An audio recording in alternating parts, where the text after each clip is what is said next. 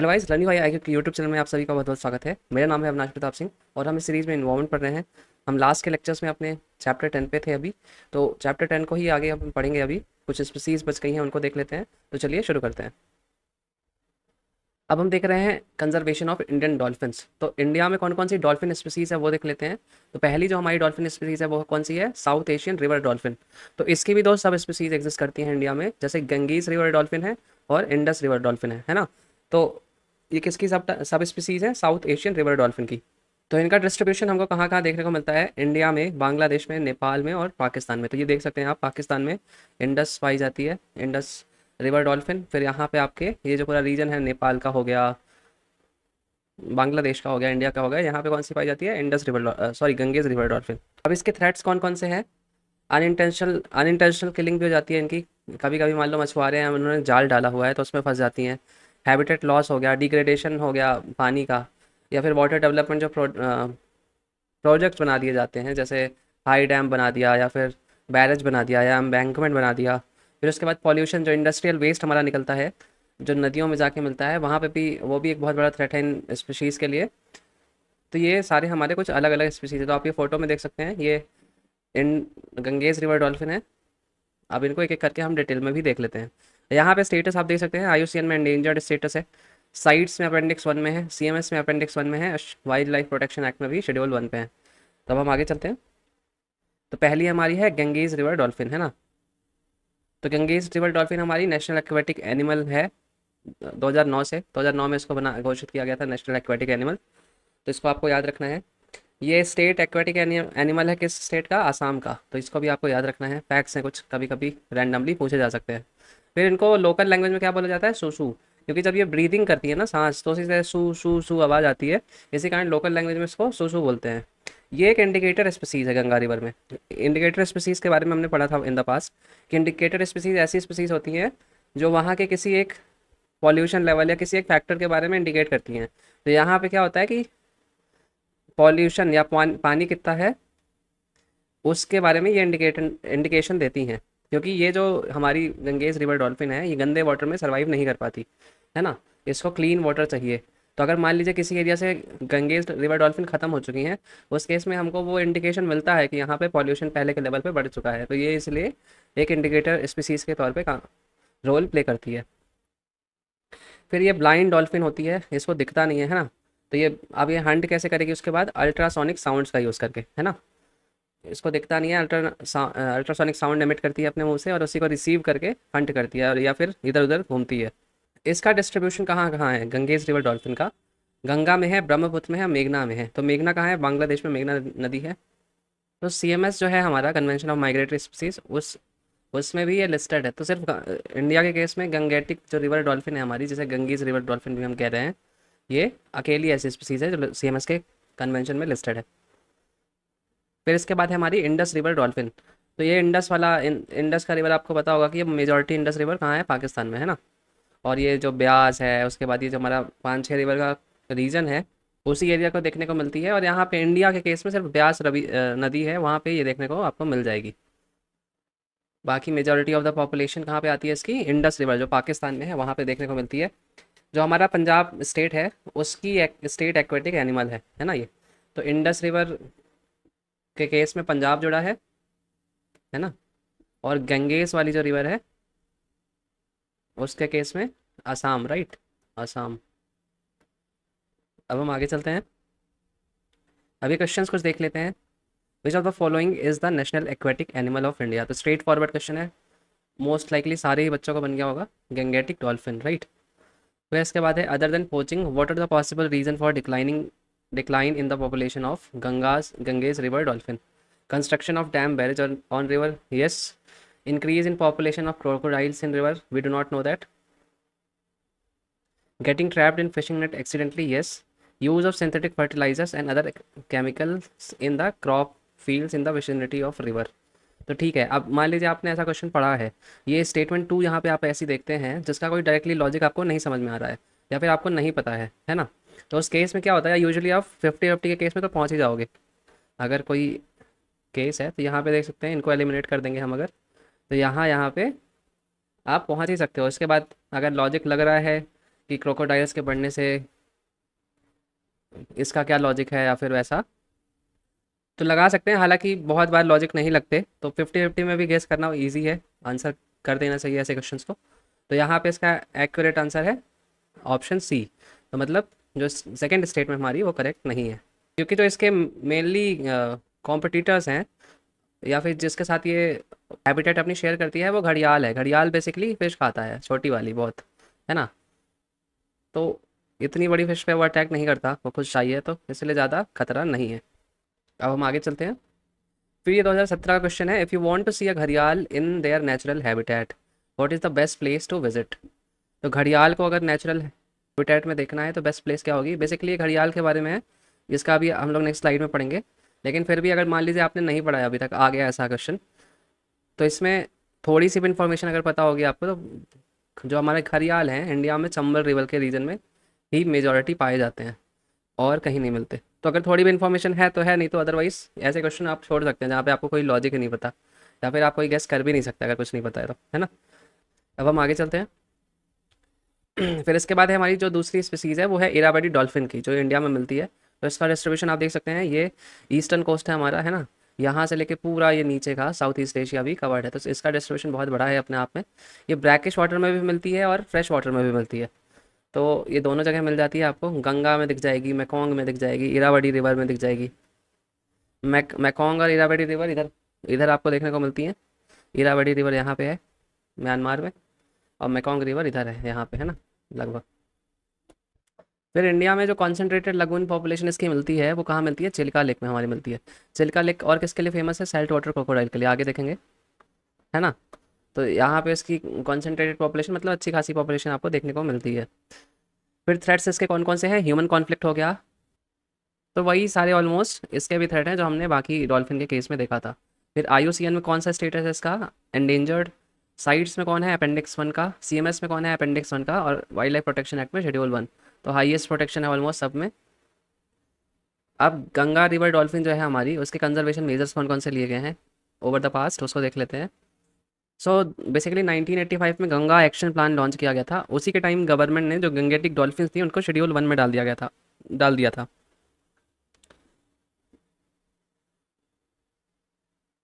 फिर national Ganga council भी बनाई गई थी टू सेव देयर पॉपुलेशन। उसके बाद एक बिहार में सेंचुरी भी बनाई गई थी, विक्रमशिला गंगेटिक डॉल्फिन सेंचुरी, है ना, डॉल्फिन कंजर्वेशन के लिए। तो ये इंडिया में अभी एकलौती ही बड़ी गंगेटिक डॉल्फिन की सेंचुरी है। In 2020 PM Modi announced government plan to launch project dolphin. जैसे हमने प्रोजेक्ट टाइगर देखा था, प्रोजेक्ट एलिफेंट देखा था, उसी तरीके से उसी की लाइंस में कह लीजिए कि प्रोजेक्ट डॉल्फिन भी लॉन्च किया गया था। इसका एम क्या है, जो हमारी रिवर और मरीन डॉल्फिन है दोनों का कंजर्वेशन करना। फिर इसके बाद था हमारा conservation action plan for Gangetic dolphins, तो जो 2010 से 2020 के बीच के लिए था ये। इसमें वही सारे ऑब्जेक्टिव थे कि थ्रेट्स को आइडेंटिफाई करेंगे, जो इम्पैक्ट हो रहा है रिवर ट्रैफिक का या इरिगेशन कनाल्स का, है ना, या फिर जो वहाँ पे प्रे खत्म हो रहा है। प्रे मतलब जो इसको जिन फिशर्स को ये खाती हैं डॉल्फिन्स, या फिर जिस चीज़ को खाती हैं उनका भी डिप्लेशन हो रहा है। तो इन सबको आइडेंटिफाई करेंगे और इसको मिटिगेट करने की कोशिश करेंगे। तो 2010 से 2020 के लिए प्लान था। फिर हमारी जो ये गंगेटिक रिवर डॉल्फिन है, ये integrated development of wild life habitat plan में भी आती है। तो इसमें 21 स्पीसीज हैं टोटली, उसमें से एक ये है हमारी गंगेटिक रिवर डॉल्फिन। फिर 2009 में हमारे गंगेटिक रिवर को नेशनल एक्वेटिक एनिमल बनाया गया था, वो तो हमने देख ही लिया था। देन उसके बाद है हमारा the national mission for clean Ganga which implements the government flagship scheme Namami Gange, celebrates October 5 as national Ganga river dolphin day. तो October 5 को national Ganga river dolphin day की तरह सेलिब्रेट किया जाता है, ताकि लोगों में अवेयरनेस फैलाई जा सके। अब हम आगे चलते हैं। इसके बाद अब हम देख रहे हैं conservation of Indian crocodile species. तो क्रोकोडाइल, एलिगेटर और घड़ियाल में डिफरेंस क्या है वो भी देख लेते हैं। यही तीनों मेजरली स्पीसीज इंडिया में पाई जाती हैं। तो क्रोकोडाइल जो है हमारे, वो सैल्ट वाटर में आपको देखने को मिलेंगे। जो हमारे एलिगेटर हैं वो कहाँ मिलते हैं, फ्रेश वाटर में। एलिगेटर को हम हिंदी में बोलते हैं मगर, हम लोग जो पढ़ते थे ना हिंदी में, वो मगर है, वही वो फ्रेश वाटर वाला है। फिर इसके बाद घड़ियाल हैं, ये भी फ्रेश वाटर में मिलते हैं। फिर सैल्ट वाटर क्रोकोडाइल का डिस्ट्रीब्यूशन कहाँ है, थ्रू आउट द ट्रॉपिक्स, तो मतलब ट्रॉपिक्स के अराउंड पूरे अक्रॉस द वर्ल्ड ये पाए जाते हैं। फ्रेश वाटर क्रोकोडाइल कहाँ कहाँ मिलते हैं, US, Mexico, China, India, obviously India में भी मिलते हैं। फिर घड़ियाल हमारे कहाँ कहाँ देखने को मिलते हैं, गंगा में और इंडस रिवर में। उसके बाद एक इसकी ही सब स्पीसीज है फॉल्स घड़ियाल, ये इंडोनेशियन आइलैंड में आपको देखने को मिलेगा। राइट। फिर इनके शेप भी अलग अलग होते हैं, जैसे पॉइंटेड और वी शेप का होता है सैल्ट वाटर क्रोकोडाइल हमारा, यहाँ पे आप देख सकते हैं फोटो में। इसको ऊपर से दिखेंगे तभी ऐसे दिखेगा, है ना, वी शेप में ऐसे बैठा होता है, यहाँ पैर दोनों साइड मान सकते हैं ऐसे ऐसे। तो ऐसे ऊपर से दिखता है। फिर इसके बाद जो हमारा एलिगेटर है वो वाइड और यू शेप्ड होता है, छोटे होते हैं as compare to salt water crocodile. और जो हमारे घड़ियाल होते हैं इनकी ऐसे लंबी सी मुंह होती है ना, तो ये अलग से ही दिख जाएंगे आपको। फिर बिहेवियर कैसा है इनका, सैल्ट वाटर क्रोकोडाइल एग्रेसिव है, एलिगेटर लेस एग्रेसिव होते हैं, और जो घड़ियाल होते हैं शाई होते हैं नेचर के, तो कम देखने को मिलते हैं इसीलिए। फिर साइज़ में भी देख सकते हैं, सैल्ट वाटर क्रोकोडाइल लार्जेस्ट होता है शेप में। फिर एलिगेटर जो है हमारे स्मॉल होते हैं और घड़ियाल मीडियम उसमें आते हैं। फिर बाइट फोर्स के हिसाब से भी देख सकते हैं, सैल्ट वाटर क्रोकोडाइल की हाईएस्ट है, और फिर एलिगेटर की मीडियम है और घड़ियाल की लो है। फिर डाइट क्या क्या है इनकी, क्रोकोडाइल और एलिगेटर अपॉर्चुनिस्टिक फीडर है, मतलब कुछ भी जो मिल जाता है इनको खा लेते हैं। वहीं जो घड़ियाल है हमारे वो फिश खाते हैं। तो इनकी भी स्पीसीज़ कितनी कितनी टाइप है वो देख सकते हैं, 13 है सैल्ट वाटर क्रोकोडाइल की, 8 एलिगेटर की पाई जाती हैं और 2 घड़ियाल की। अब हम आगे चलते हैं, तो अब एक एक करके डिटेल में देख लेते हैं कि कौन कौन से इंडिया में है। तो पहला हमारा घड़ियाल है, तो घड़ियाल को अभी हमने देखा कि fish eating fresh water crocodile होता है ये, है ना, तो मछलियाँ खाता है छोटी छोटी। और इसका ये सिर्फ फेस अलग से ही दिखता है, ये देख सकते हैं आप, ऐसे लंबा सा रहेगा आगे। ये longest of all living crocodile है। इसके अलावा ये पहले जो इंडियन सब कॉन्टिनेंट था हमारा पूरा, वहाँ सब जगह मेजर जितनी रिवर्स थी सब जगह पाए जाते थे, लेकिन अब एक्सटिंक्ट हो चुके हैं। कहाँ कहाँ से, इंडस से पूरी एक्सटिंक्ट हो, जो ब्रह्मपुत्र रिवर है वहाँ भूटान बांग्लादेश एरिया का, वहाँ से एक्सटिंक्ट हो चुके हैं। इरावदी रिवर जो म्यांमार का एरिया था, है ना, ये यहाँ से गई है, ये देखिए, तो यहाँ से भी एक्सटिंक्ट हो चुके हैं। तो काफ़ी जो इनकी ओरिजिनल हैबिटेट थी वो अब एग्जिस्टेंस में नहीं है।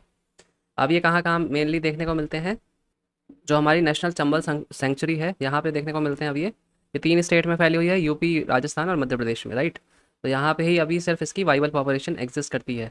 फिर कुछ कुछ नंबर्स में ये नदी हो गई, जैसे ये सोन नदी एमपी के ऐसे बॉर्डर से निकलती है यहाँ से, यहाँ मिल जाएंगे। गंडक हो गई, हुगली हो गई, घाघरा रिवर हो गई, सतकोशिया वाइल्ड लाइफ सेंचुरी जो ओडिशा में है वहाँ पे भी छोटी छोटी पॉपुलेशन मिलती है।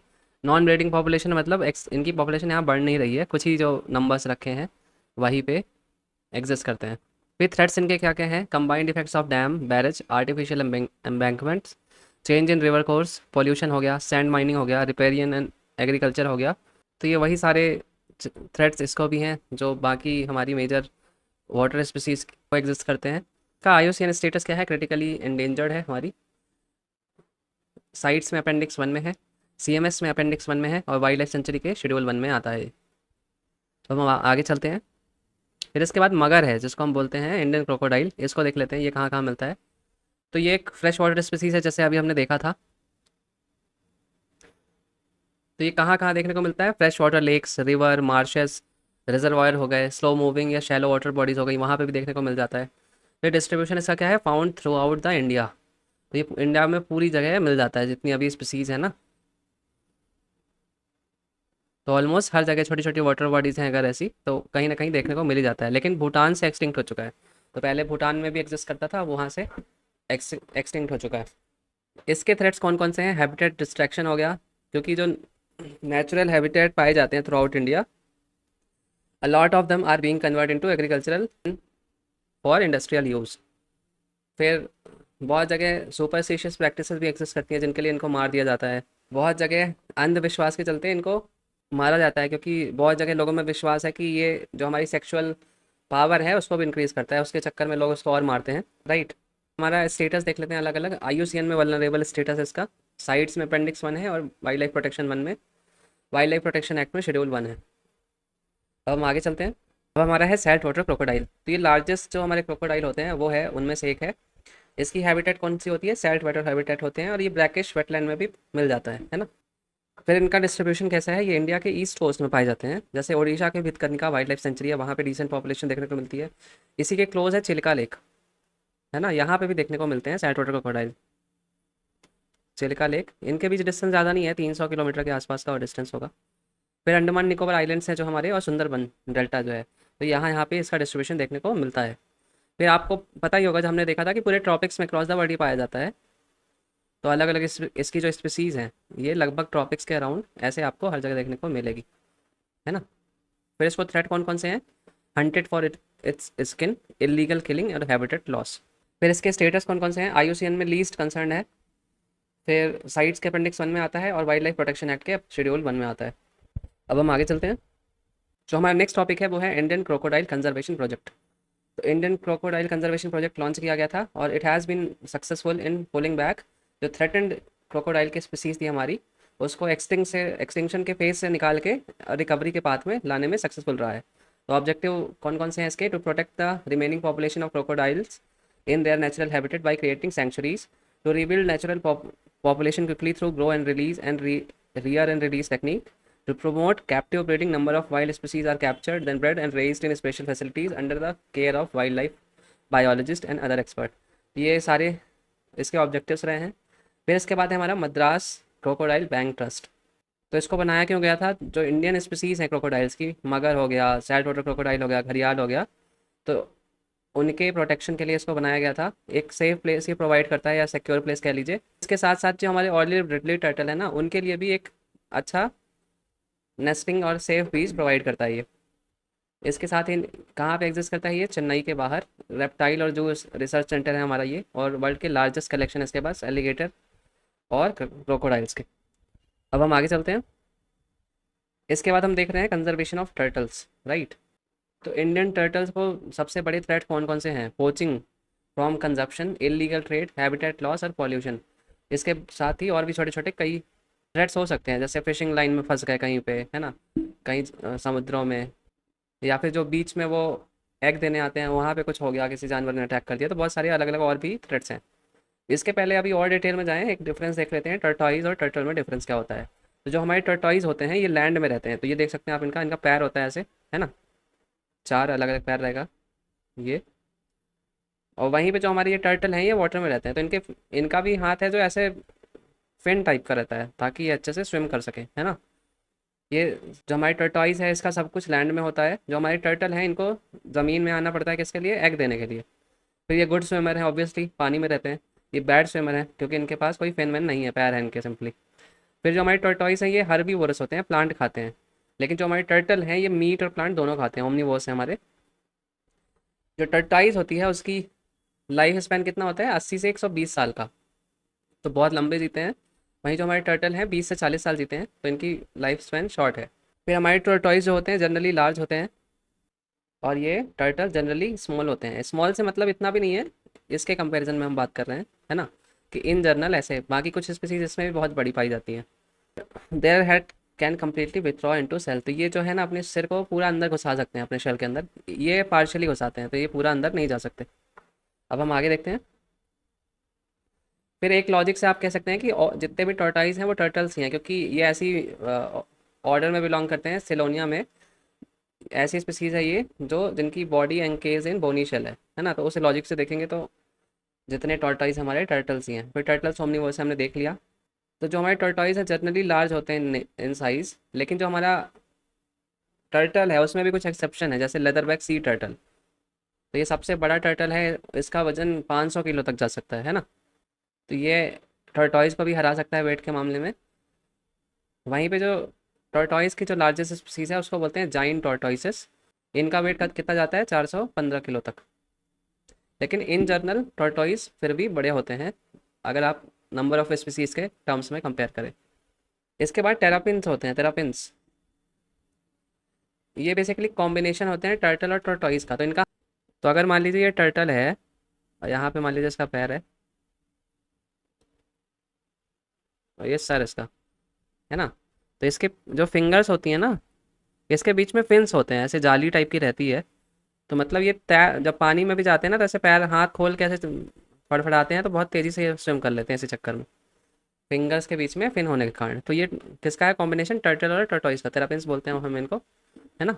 तो हम आगे देखते हैं। फिर बतागुर टर्टल स्पीसीज जो है हमारी उसको देख लेते हैं। तो बतागुर बेसिकली एक जीनस है लार्ज रिवर टर्टल्स की, जो साउथ और साउथ ईस्ट एशिया में पाई जाती है। इसमें कौन कौन सी स्पीसीज हैं, सदर्न रिवर टेरापिन, ये कहाँ मिलता है, साउथ ईस्ट एशियन रिवर में मिलता है। नॉर्दर्न रिवर टेरापिन मिलता है, ये कहाँ का देखने को मिलता है, सुंदरबन साउथ ईस्ट एशिया के रिवर डेल्टाज में। फिर पेंटेड टेरापिन कहाँ मिलता है, south east Asian rain forest में देखने को मिलता है। फिर 3 स्ट्राइप्ड रूफ टर्टल कहाँ देखने को मिलता है, एंडेमिक टू गंगेज है ना। फिर red crown roof turtle endemic to Ganges, फिर Burmese roof turtle Irrawaddy river of Myanmar, फिर southern river terrapin, northern river terrapin जो है हमारे वो साइट्स के अपेंडिक्स 1 में लिस्टेड है, और बाकी सारे साइट्स के अपेंडिक्स 2 में है। तो अब इसमें क्या करना है ना, जब जब इतनी सारी अलग अलग स्पीसीज आ रही हैं, अब हम एक एक स्लाइड में देखेंगे सबके बारे में। तो इसमें जो इंडिया में पाई जाती हैं और इंडिया के अराउंड पाई जाती हैं एकदम क्लोज, जैसे बांग्लादेश हो गया या फिर म्यांमार हो गया, क्लोज क्लोज जितने हैं उनको आपको ध्यान में रखना है। इंडिया वाले तो खासकर में ही ध्यान रखना है कि कहाँ पे इनका डिस्ट्रीब्यूशन देखने को मिलता है। बाकी एक बार फोटो से कई बार रिवाइज कर लेंगे तो सारी स्पीसीज का इन जनरल याद हो जाता है कि कौन सी स्पीसीज इंडिया में मिलती है, कौन सी नहीं मिलती है। इन सबसे क्वेश्चन बहुत ज़्यादा बनते हैं, कभी भी किसी स्पीसीज का उठा के पूछ लिया और फिर ईजिली एक क्वेश्चन बन जाता है। तो अब हम एक एक करके देख लेते हैं। तो नॉर्दर्न रिवर टेरापिन है हमारा पहला, ये क्रिटिकली एंडेंजर्ड लिस्ट में आता है। एशिया का लार्जेस्ट फ्रेश वाटर टर्टल है ये, है ना। कहाँ इसका डिस्ट्रीब्यूशन है, river delta of south east Asia and Sundarban, तो सुंदरबंस में भी देखने को मिलता है, मतलब इंडिया में भी ये देखने को मिलता है। आईयूसीएन में स्टेटस क्या है, क्रिटिकली इंडेंजर्ड। साइट्स में अपेंडिक्स 1 में आता है और वाइल्ड लाइफ प्रोटेक्शन एक्ट में शेड्यूल 1 में आता है। तो ये आपको इसको याद रखना है कि नॉर्दर्न रिवर टेरापिन कहाँ देखने को मिलता है, सुंदरबन के एरिया में हमारे। और फिर इसके बाद साउथ ईस्ट एशिया में भी है, तो साउथ ईस्ट एशिया वाला पॉइंट इंपॉर्टेंट नहीं है। इंडिया में सुंदरबन भी याद रखेंगे ना, तो उससे भी वो क्वेश्चन एलिमिनेट हो जाता है। क्वेश्चन यूजली ऐसे पूछ लेते हैं कि this species is found only in India, तो अगर आपको सुंदरबन भी आता है तो ऑब्वियस है कि बांग्लादेश में भी होगा ही होगा, भले साउथ ईस्ट एशिया ना हो तब भी आप करेक्ट कर लोगे इसको, है ना। तो अब हम आगे चलते हैं। फिर 3 स्ट्राइप्ड रूफ टर्टल है हमारा, क्रिटिकली एंडेंजर्ड। इसका डिस्ट्रीब्यूशन आप देख सकते हैं मैप के हिसाब से। तो जो गंगा का प्लेन है हमारे इंडिया का, नेपाल का और बांग्लादेश का, यहाँ पे ये देखने को मिलता है। ये एग कहाँ देता है अपने, जो नदियों के किनारे जो सैंड बैंक होते हैं ना, उसी में एग देता है ये। इसका स्टेटस देख सकते हैं, आईयूसीएन में क्रिटिकली एंडेंजर्ड, साइट्स में अपेंडिक्स 2 और वाइल्ड लाइफ प्रोटेक्शन एक्ट में शेड्यूल 1। अब जैसे ये क्रिटिकली एंडेंजर्ड है ना, तो ये स्पीसीज इंपॉर्टेंट हो जाती है क्योंकि ये थ्रेटेंड है, मतलब सॉरी, क्योंकि ये ऐसी स्पीसीज हैं कि बहुत रिस्क है इनको एक्सटिंक्शन होने का, तो इसलिए स्पेशल हो जाती हैं अलग से। इसका फोटो आप देख सकते हैं पहचानने के लिए। अब हम आगे चलते हैं। फिर red crown Bengal roof turtle है, ये भी क्या स्टेटस है, क्रिटिकली एंडेंजर्ड। इसके males are smaller than females, है ना। तो ये देख सकते हैं ऐसे अलग से शेप है क्राउन टाइप का, इसलिए यहाँ पे इसको रेड क्राउन रूफ टर्टल बोलते हैं। गंगा और ब्रह्मपुत्र रिवर बेसिन में मिलता है ये, तो ये देख सकते हैं पूरा इसका रीजन ऐसे। इसके सब्सटेंशियल नंबर कहाँ देखने को मिलते हैं, नेशनल चंबल रिवर घड़ियाल सेंचुरी में, तो यहाँ पे आप इसके नंबर्स डिसेंट अमाउंट में देख सकते हैं। फिर इसका स्टेटस क्या है, आईयूसीएन में क्रिटिकली एंडेंजर्ड, साइट्स में अपेंडिक्स 2 और वाइल्ड लाइफ प्रोटेक्शन एक्ट में शेड्यूल 1। अब हम आगे चलते हैं। अब जो हमारी निसोलोनिया है जीनस, उसके बारे में देख लेते हैं कि उसमें कौन कौन सी स्पीसीज आती हैं हमारी टर्टल की। तो ये fresh water soft shell turtle की एक जीनस है, राइट, जो कहाँ देखने को मिलती है, साउथ एशियन रिवर्स में। तो इसकी मेजर स्पीसीज कौन कौन सी हैं, Burmese peacock soft shell turtle, Leith soft shell turtle, black soft shell turtle, इन Indian soft shell turtle, peacock soft shell turtle और Burmese peacock soft shell turtle. अब इन सब का डिस्ट्रीब्यूशन भी आप देख सकते हैं। जैसे Burmese peacock soft shell turtle है हमारा, ये कहाँ कहाँ देखने को मिलता है, म्यांमार और करबी एंगलोंग डिस्ट्रिक्ट है जो असम की, वहाँ देखने को मिलता है। यही साइट्स के अपेंडिक्स 2 में लिस्टेड है, बाकी जितने हैं वो अपेंडिक्स 1 में हमारे लिस्टेड है, राइट। फिर लीथ सॉफ्ट सेल टर्टल है, ये कहाँ देखने को मिलता है, जो पेनिनसुलर रिवर्स है हमारी साउथ इंडिया की हो गई, वहाँ पे ये एंडेमिक है, मतलब सिर्फ उन्हीं जगह पे ये देखने को मिलता है। उसके बाद है ब्लैक सॉफ्ट शेल टर्टल, ये नेटिव कहाँ का है, लोअर ब्रह्मपुत्र रिवर वैली का। इसके अलावा एक ह्यूमन मेड पॉन्ड जो है चितगोंग का, वहाँ पे भी कुछ स्पीसीज की देखने को मिलती हैं। फिर यहाँ पे जो इंडियन सॉफ्ट शेल टर्टल है, ये गंगा और इंडस और महानदी में देखने को मिलता है। फिर पीकॉक वाला इंडस गंगा और ब्रह्मपुत्र में देखने को मिलता है। तो अलग अलग डिस्ट्रीब्यूशन है, एक एक बार देखना है इनको। इनकी जैसे कोई स्पीसीज़ की अगर फोटो दी नहीं हुई है बुक में, तो उसका आप गूगल कर लो तुरंत, है ना, और उसकी फ़ोटो देख लो, फ़ोटो देखते हुए पढ़ो कि इसका डिस्ट्रीब्यूशन कहाँ है। इंडस है, फिर उसको इमेजिन कर सकते हो कि अच्छा पाकिस्तान वाला रीजन है, ये गंगा है तो वो पूरा नॉर्दर्न वाला रीजन, ऐसे आप इमेजिन कर सकते हो, तो ईजिली पड़ता है याद करने को। अब हम आगे चलते हैं। तो अब यहाँ पे देख लेते हैं, जैसे लीथ सॉफ्ट शेल टर्टल है, पेनिनसुलर इंडियन रिवर्स में मिलता है, एंडेमिक है यहाँ का, है ना। तो ये देख सकते हैं, तो देख सकते हैं यहाँ पे लिखा है listed in schedule 4 of wild life protection act, it's possession is an offence, wild life protection act protect is from hunting and trade. तो अब आपको पता है कि 4 ही शेड्यूल हैं टोटल, तो ये रॉन्ग है ना, ये अपडेटेड इन्फॉर्मेशन नहीं है PMFIS में। तो इसका करेक्ट इन्फॉर्मेशन होगा कि ये अब शेड्यूल 1 में आता है ना, शेड्यूल 1 जो WPA का एक्ट है अपडेटेड वाला। इसको इसको मैंने कौन से लेक्चर में दिया था, लेक्चर जो हमारा शायद 20 वाला है, उसमें मैंने PDF की फाइल दे दी है अपडेट करने के लिए आपको। तो स्पीसीज की इन्फॉर्मेशन ऐसे ही अपडेट करनी है आपको। फिर जैसे साइट्स के अपेंडिक्स 1 में आता है ना, तो ये शेड्यूल 4 में भी आपको दिखेगा। आपको पता है कि जो हमारा नया updated wild life protection act है, उसका जो शेड्यूल 4 है उसमें वही सारी स्पीसीज लिस्टेड हैं जो साइट्स के अपेंडिक्स 1 में आती हैं, है ना, या अलग किसी स्टेट और भी जो अपेंडिक्स है साइट्स के उसमें आती हैं, तो वो शेड्यूल 4 हो गया है। तो वहाँ पे भी देखने को मिलेगा, लेकिन वाइल्ड लाइफ प्रोटेक्शन एक्ट ये शेड्यूल 1 हो जाएगा यहाँ पे। अब हम आगे चलते हैं। फिर ब्लैक शॉफ्टेल टर्टल है, ये लोअर ब्रह्मपुत्र रिवर में आता है। इसके अब कुछ ही जो पॉपुलेशन है वो सर्वाइव कर रही है, वो कहाँ पे कहाँ देखने को मिल रही है, ह्यूमन मेड जो पॉन्ड है चिटागोंग में वहाँ, और जो टेम्पल के पॉन्ड है नॉर्थ ईस्ट इंडिया में वहाँ पे। तो ये स्टेटस आप देख सकते हैं, आईयूसीएन क्रिटिकली एंडेंजर्ड साइट्स के अपेंडिक्स 1 में। वाइल्ड लाइफ प्रोटेक्शन एक्ट का स्टेटस यहाँ पे नहीं लिखा है, आपकी रिस्पॉन्सिबिलिटी है कमेंट सेक्शन में इसको बताइएगा, है ना, उस PDF फाइल से सर्च करके। फिर है हमारा इंडियन शॉफ्टशेल टर्टल, एंडेंजर्ड स्पीसीज है। डिस्टिंग्विश कैसे करते हैं इसको, फ्लैटेंड शेल है इसका, है ना, ऐसे पिचका हुआ सा। गंगा इंडस महानदी में देखने को मिलता है, वाइल्ड लाइफ प्रोटेक्शन एक्ट के शेड्यूल 1 में, साइट्स के अपेंडिक्स 1 में, और आईयूसीएन के एंडेंजर्ड में। तो ये आप डिस्ट्रीब्यूशन आप देख सकते हैं इनका रफली, है ना। अब हम आगे चलते हैं। फिर इंडियन पीकॉक शर्टल है हमारा, इसका डिस्ट्रीब्यूशन कहाँ है, इंडस गंगा और ब्रह्मपुत्र में। इसका स्टेटस देख सकते हैं, वाइल्ड लाइफ प्रोटेक्शन एक्ट का शेड्यूल 1 है, साइट्स का अपेंडिक्स 1 है, और आईयूसीएन का एंडेंजर्ड है। ये जितने जितने शेड्यूल 1 लिख के आ रहे हैं ना, मोस्ट लाइकली शेड्यूल 1 में ही आए होंगे नए में, क्योंकि शेड्यूल 1 से डिक्रीज़ नहीं करते हैं अनटिल अनलेस बहुत अच्छी रिकवरी ना हो गई हो। तो जो नया शेड्यूल होगा उसमें भी WPA में ये 1 ही में ही होंगे मोस्ट लाइकली। लेकिन जहाँ भी अगर आपको दिख जाए शेड्यूल 2, शेड्यूल 3, शेड्यूल 4, है ना, तो इसको सर्च जरूर कर लेना, क्योंकि अब इतने शेड्यूल हैं नहीं वाइल्ड लाइफ से। पहले 6 हुआ करते थे, अब 4 हो गए हैं ये टोटल शेड्यूल। इसमें भी एक जो लास्ट वाला है हमारा, वो साइट्स के लिए है, चौथा जो शेड्यूल है हमारा, है ना, 1 2 3 जो है हमारे, 1 2 इसमें से स्पीसीज के लिए है, 3rd प्लांट्स का है, और 4 साइट्स की अपेंडिसेस का है। तो बहुत चेंज आ गया है, इसीलिए जो ऐसे कहीं इन्फॉर्मेशन अगर दिखे तो उसको तो ज़रूरी आप सर्च करके अपडेट कर लेना। फिर इसके बाद है Indian narrow small head softshell turtle. इसका जीनस डिफरेंट है, इसका जीनस क्या है, चित्रा, है ना। It is one of the largest fresh water turtle है। जो बाकी हमारे सॉफ्ट शेल टर्टल होते हैं उसकी तरह ये भी जो सैंडी बॉटम है उसको ऐसे गड्ढा कर लेता है हटा के अपने हाथ से, और खुद को दबा लेता है उसी में, और फिर वेट करता रहेगा जो पोटेंशियल प्रे है जो भी खाता है ये, उसके आने का पास में। फिर डिस्ट्रीब्यूशन इसका कहाँ कहाँ है, सतलज है, इंडस है, गंगा है, ब्रह्मपुत्र है, गोदावरी, महानदी, पद्मा, तो अलग अलग काफ़ी रिवर में ये फैला हुआ है, ये देखिए पूरे across India. Wild life protection act schedule 4, अब ये देखिए शेड्यूल 4 लिख के आ गया, राइट। तो अब इसको आप कमेंट सेक्शन में सर्च करके बताइए उसी PDF से कि कौन से नए शेड्यूल में आया है ये, है ना। फिर साइट्स के अपेंडिक्स 2 में है, और आईयूसीएन के एंडेंजर्ड लिस्ट में।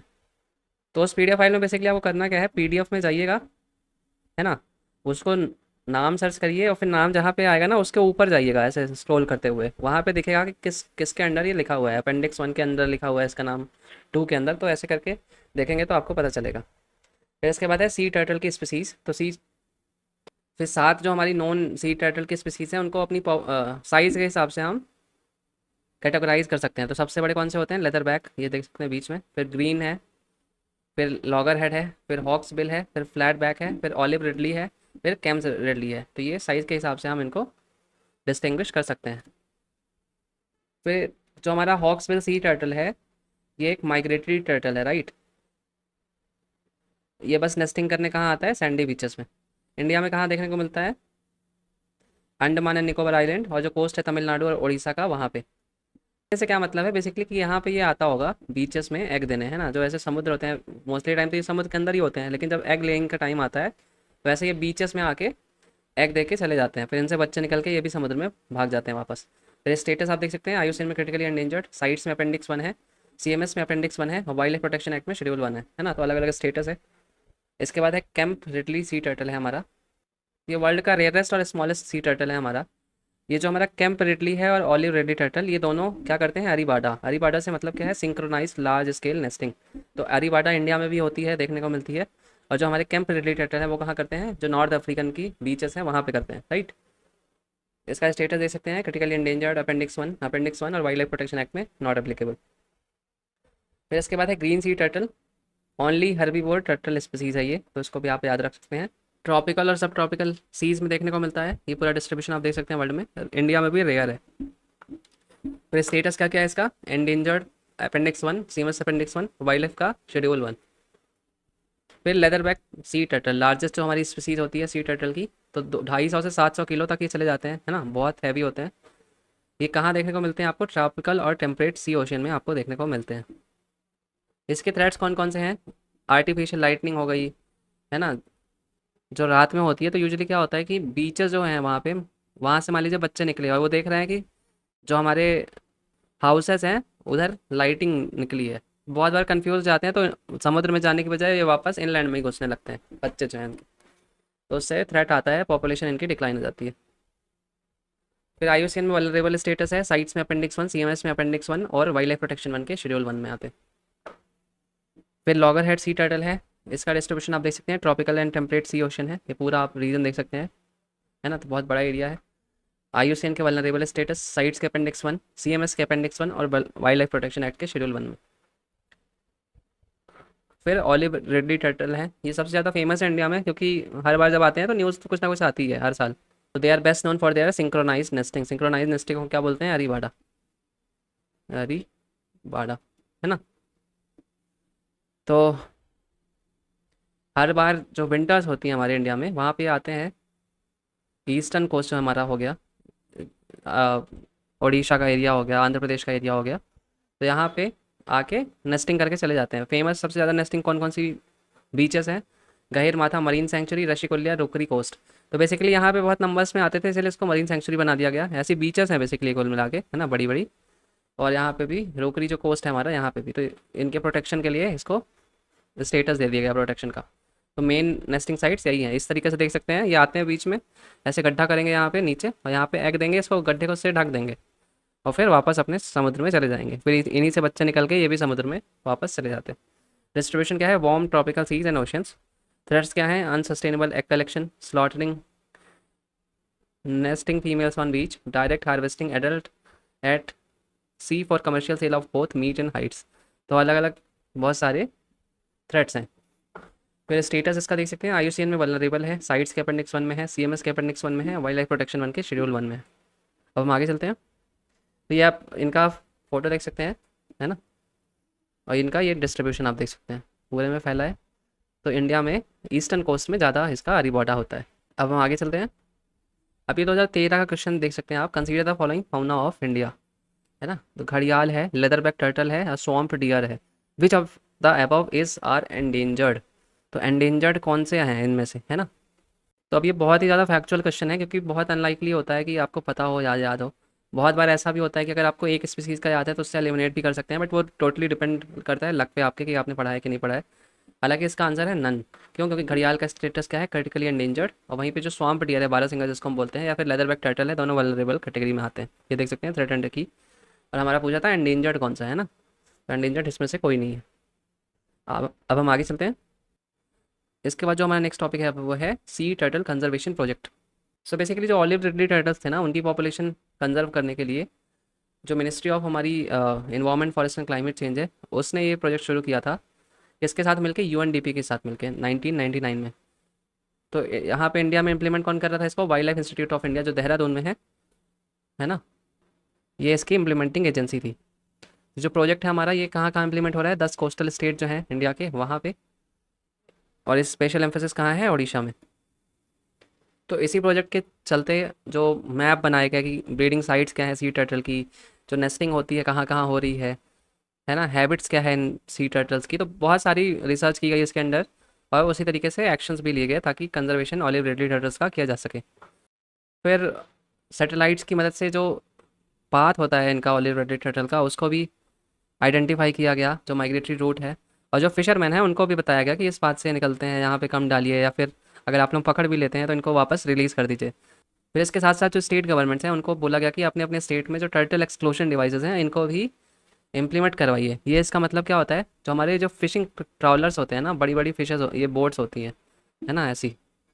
तो ये क्या करती हैं, बहुत बहुत बड़ा जाल डाल देती हैं समुद्र में। जैसे सपोज करिए पानी है ना, तो जैसे बहुत बड़े बड़े जाल होते हैं, इनके पीछे एक ऐसे लास्ट में डिवाइस लगा दी जाती है, टर्टल एक्सक्लूजन डिवाइस जिसे बोलते हैं। यूट्यूब में आप देखेंगे तो इसका वीडियो पे मिल जाएगा। तो होता क्या है, इससे फ़िश तो नहीं निकल पाती, लेकिन जो हमारे टर्टल होते हैं इतने स्ट्रांग होते हैं कि इससे हाथ ऐसे हाथ पैर मार के यहाँ से निकल जाते हैं। तो इसीलिए इसको भी इम्प्लीमेंट कराने को बोला गया। तो ये सारे एफर्ट्स लिए गए थे टर्टल को बचाने के लिए। तो इस वीडियो में इतना ही। Thank you for watching the video. Like और सब्सक्राइब कर लीजिए ताकि जो नेक्स्ट वीडियो आए उसके नोटिफिकेशन आपको मिल जाए। Thank you.